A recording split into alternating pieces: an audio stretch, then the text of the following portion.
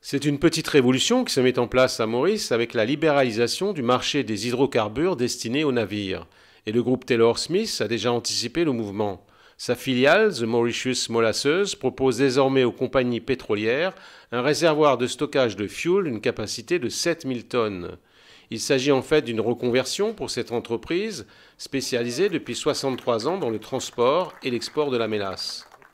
Cette première structure de stockage a été inaugurée le 27 mars en présence de Kader Sayed Hossein, ministre de l'Industrie, du Commerce et de la Protection des consommateurs. Auparavant, allons dire que le volume qu'il disposait n'était pas suffisant et puis je pense le business du bunkering va aller en augmentant.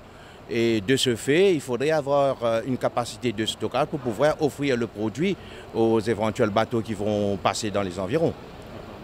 Les deux autres réservoirs de The Mauritius Molasses devraient également être adaptés au stockage de fuel dans le courant de l'année 2014. C'est une nouvelle activité qui voit le jour pour le groupe Taylor Smith, en phase avec le développement que devrait connaître à Maurice le soûtage, bunkering en anglais, qui consiste à approvisionner les navires. Les produits pétroliers constituent un monopole d'État, donc c'est la State Trading Corporation qui a le monopole d'importer et de distribuer à des compagnies pétrolières les produits pétroliers, pour la simple raison que ce sont des produits qui sont considérés comme des produits stratégiques.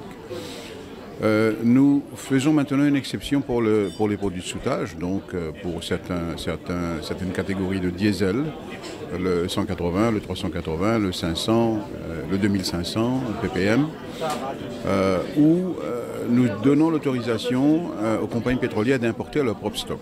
Donc la libéralisation consiste en cela, donc l'autorisation aux dites compagnies d'importer par elles-mêmes ces produits.